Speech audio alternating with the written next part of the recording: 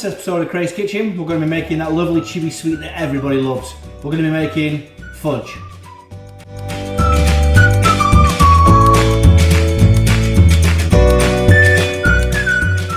The fudge we're going to make today has got 4 simple ingredients.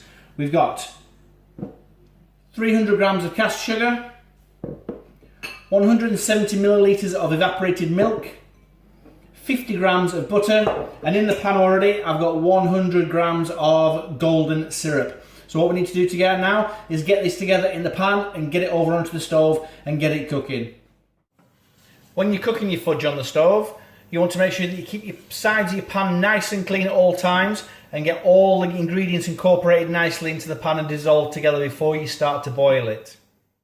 It's quite important to cook it in as heavy a based pan as possible so the heat doesn't go up the sides of the pan and it starts to burn on the sides before it's cooked on the bottom. Now we've got it to the boil, we want to take it to 116 degrees. This will allow all the liquid, all the water in there to evaporate and just to leave us with the solids that are left from the actual mixture. So you just need to adjust your gas just to make it just tick over nicely.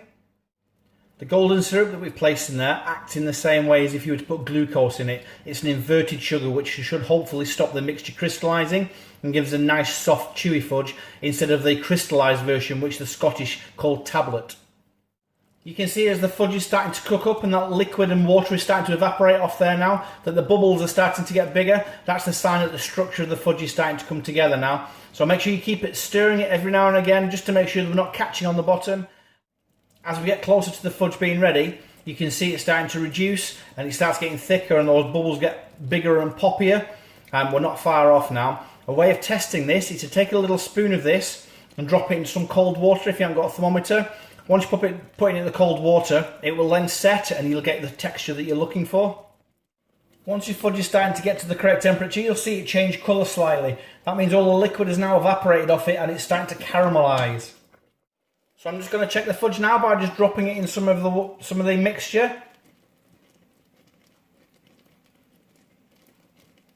into some cold water. Let that set for a second there. Okay, I know just by sight that this one's ready, so I'm going to turn it off. You need to let it cool down for a second or two, and then we're going to beat it quite intensively, which combines all the sugars and the butter and the evaporated milk that we've put in there back together again and makes it nice and soft and chewy. So here we go, we're going to start beating it now.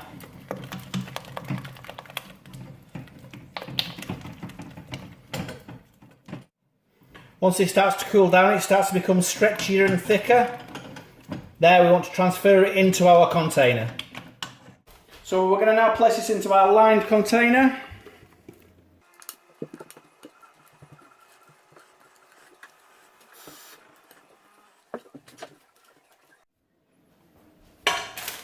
Spread it out a little. Not too much though, because we want to cut nice squares out of it.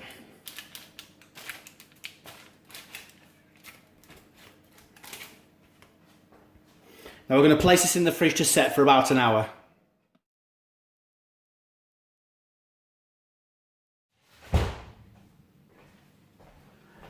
So we've got our fudge fresh out of the fridge. Let's chop it up.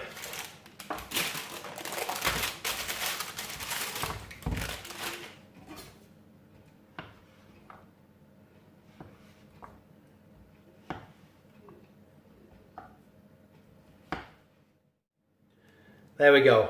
Nice vanilla fudge.